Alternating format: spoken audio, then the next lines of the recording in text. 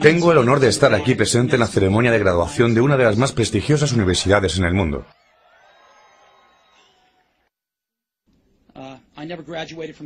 A decir verdad, esto es lo más cerca que estuve jamás de una graduación universitaria. Hoy deseo contarles 3 relatos acerca de mi vida. Eso es todo, nada del otro mundo. Simplemente 3 relatos. El primer relato es acerca de unir los distintos puntos. Abandoné los estudios en Reed College después de los primeros 6 meses, pero luego permanecí como oyente por otros 18 meses aproximadamente, antes de dejarlos completamente. Así que, ¿por qué abandoné? Todo comenzó antes de que yo naciera. Mi madre biológica era una joven soltera, graduada universitaria, que decidió colocarme en adopción. Creía enérgicamente que debía ser adoptado por universitarios graduados, de tal modo que todo se organizó para que fuese adoptado al nacer por un abogado y su esposa. Excepto que cuando emergí, ellos decidieron, en el último momento, que deseaban una niña. Así que mis padres, que estaban en una lista de espera, recibieron una llamada en medio de la noche que decía: «Tenemos un varoncito inesperado. ¿Lo quieren?». Dijeron: «Por supuesto». Mi madre biológica averiguó más tarde que mi madre adoptiva nunca se había graduado de la universidad y que mi padre nunca había terminado el colegio secundario. Rehusó a firmar los papeles definitivos de adopción. Solo se avino a hacerlo unos meses después, cuando mis padres le prometieron que algún día yo iría a la universidad.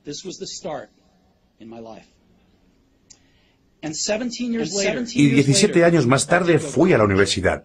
Pero ingenuamente elegí una universidad que era casi tan cara como Stanford, y todos los ahorros de mis padres, de clase trabajadora, se estaban destinando a mis aranceles universitarios. Luego de 6 meses no le encontraba sentido a esto. No tenía idea de lo que quería hacer con mi vida, y tampoco de qué manera la universidad me ayudaría a resolverlo. Y aquí me encontraba, desperdiciando todo el dinero que mis padres habían ahorrado durante toda su vida. Así que decidí abandonar los estudios y confiar que todo se arreglaría eventualmente. Era una decisión bastante temerosa en ese momento, pero a la distancia fue una de las mejores decisiones que pude haber tomado. En el momento en que abandonara la universidad, podía dejar de asistir a las clases que no me interesaban, y en cambio participar como oyente de aquellas que parecían interesantes.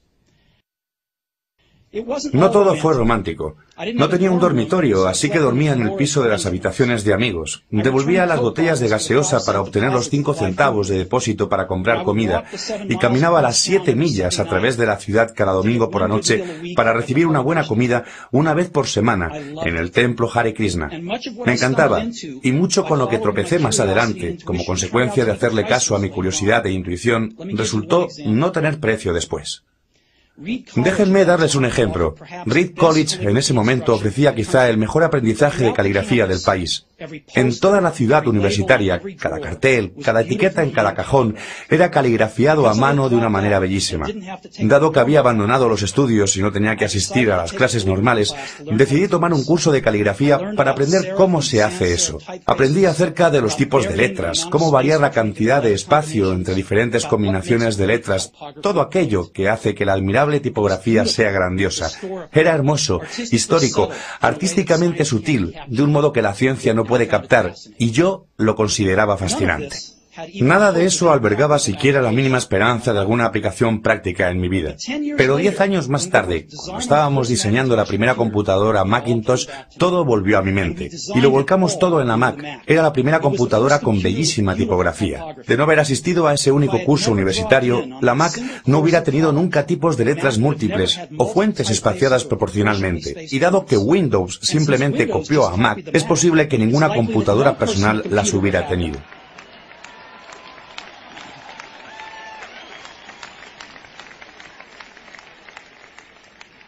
De haber proseguido mis estudios universitarios, no hubiera asistido a este curso de caligrafía y las computadoras personales no tendrían la maravillosa tipografía que tienen. Por supuesto que era imposible haber unido los diferentes puntos mirando hacia el futuro cuando estaba en la universidad. Pero fue muy claro el mirar para atrás 10 años más tarde. Nuevamente, no se pueden unir los distintos puntos mirando para adelante. Se pueden unir únicamente mirando hacia atrás. Así que deben confiar que de alguna manera los puntos se unirán en el futuro. Deben confiar algo en sus agallas, el destino, la vida, el karma, lo que sea. Este enfoque no me ha traicionado nunca e hizo toda la diferencia en mi vida.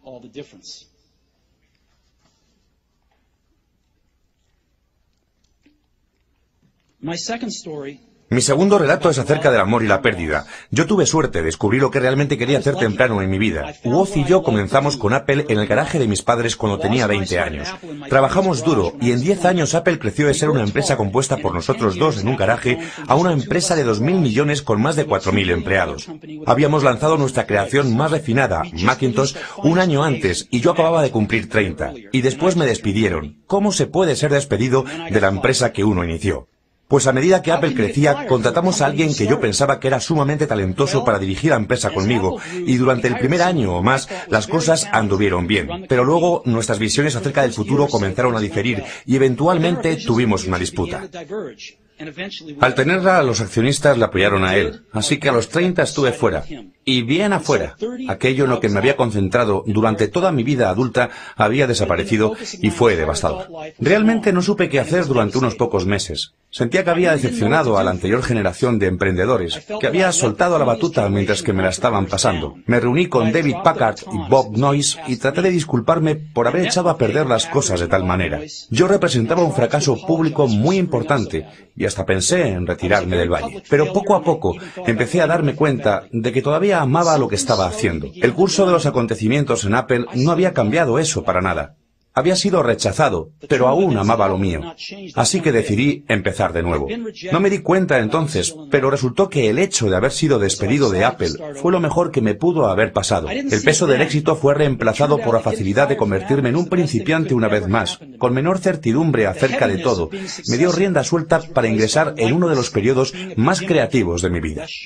Durante los siguientes 5 años, inicié una empresa llamada Next, otra empresa llamada Pixar, y me enamoré de una maravillosa mujer que se convertiría en mi esposa. Pixar llegó a crear el primer largometraje animado por computadora en el mundo, Toy Story, y en la actualidad es el estudio de animación más exitoso a nivel mundial. En un giro destacado de acontecimientos, Apple adquirió Next, volví a Apple, y la tecnología que desarrollamos en Next está en lo más recóndito del renacimiento actual de Apple. Y tenemos, Lauren y yo, una maravillosa familia juntos.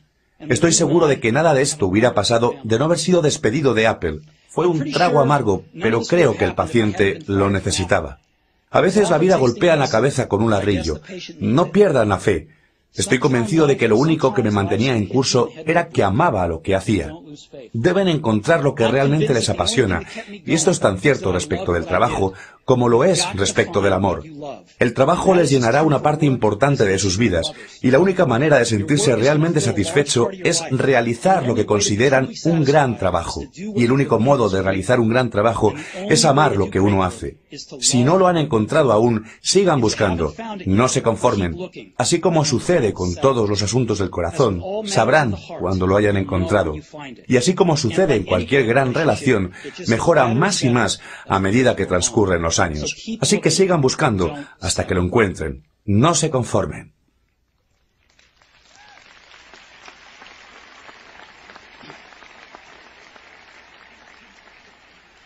Mi tercer relato es acerca de la muerte. Cuando tenía 17 leí una cita que más o menos decía lo siguiente: si vives cada día como si fuera el último, algún día seguramente tendrás razón.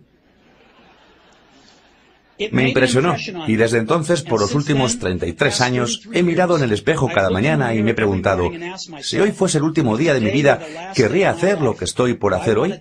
Y cada vez que la respuesta ha sido no, durante demasiados días seguidos, sé que debo cambiar algo. El recordar que estaré muerto pronto es la herramienta más importante que he encontrado para ayudarme a tomar las grandes decisiones en la vida. Porque casi todo, todas las expectativas externas, todo el orgullo, todo el temor a la vergüenza o al fracaso, todas esas cosas simplemente desaparecen al enfrentarse a la muerte, dejando solo lo que es verdaderamente importante.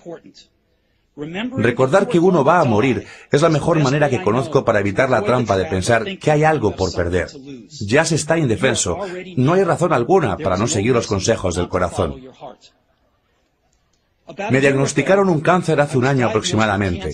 Me practicaron una tomografía computada a las 7:30 de la mañana y claramente mostraba un tumor en mi páncreas. Yo ni sabía lo que era el páncreas. Los médicos me dijeron que este era seguramente un tipo de cáncer incurable y que no llegaría a vivir más de 3 a 6 meses. Mi médico me aconsejó ir a casa y arreglar mis asuntos, que es el código médico para prepararse para morir. Quiere decir que hay que tratar de explicarles a los hijos todo aquello que pensaba que iba a tener 10 años para contarles en pocos meses. Significa asegurarse de tener todo puntualmente arreglado, de modo que sea lo más fácil posible para la familia. Significa empezar a decir adiós. Pasé el día entero con ese diagnóstico. Luego por la tarde me realizaron una biopsia en la que introdujeron un endoscopio por la garganta, a través del estómago y hasta los intestinos, pusieron una aguja en mi páncreas y retiraron algunas pocas células del tumor. Estaba sedado, pero mi esposa, que estaba allí, me dijo que cuando vieron las células, bajo el microscopio, los médicos comenzaron a gritar porque resultó que era una forma muy rara de cáncer pancreático que se cura mediante cirugía. Me realizaron la cirugía y estoy bien ahora.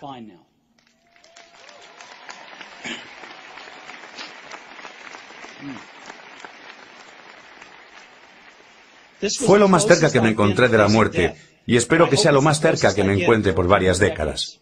Habiendo pasado esto, les puedo decir lo siguiente con un poco más de seguridad, que cuando la muerte era un concepto útil pero puramente intelectual. Nadie quiere morir. Aún la gente que quiere ir al cielo no quiere morir para llegar allí. Y sin embargo la muerte es el destino que todos compartimos. Nadie ha logrado escapar, y así es como debiera ser, porque la muerte es muy probablemente la única mejor invención de la vida. Es el agente de cambio de la vida. Retira del camino lo viejo para dar paso a lo nuevo. En este momento, lo nuevo son ustedes, pero algún día no demasiado lejano, gradualmente, se convertirán en lo viejo y se los sacará del camino. Lamento ser tan dramático, pero es realmente cierto. Su tiempo es limitado, así que no lo malgasten viviendo la vida de otro. No se dejen atrapar por el dogma, que implica vivir con los resultados de las creencias de otros. No permitan que el ruido de otras opiniones ahogue vuestra voz interior. Y lo que es más importante, tengan el coraje de seguir a sus corazones e intuición. De algún modo, ellos ya saben lo que ustedes realmente quieren llegar a ser. Todo lo demás es secundario.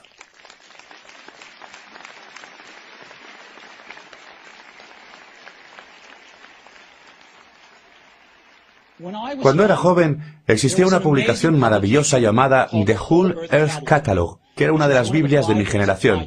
La había creado un sujeto llamado Stewart Brand, no demasiado lejos de aquí, en Menlo Park, y le transmitió su toque poético. Esto sucedía en los últimos años de la década de 1960, con anterioridad a la publicación mediante computadoras personales y de escritorio, así que todo se llevaba a cabo con máquinas de escribir, tijeras y cámaras Polaroid. Era una clase de Google en edición rústica, 35 años antes de la aparición de Google. Era idealista y desbordante de herramientas prolijas e ideas importantes. Stewart y su equipo publicaron varias ediciones de The Whole Earth Catalog, y luego, cuando habían cumplido su ciclo, publicaron una edición final.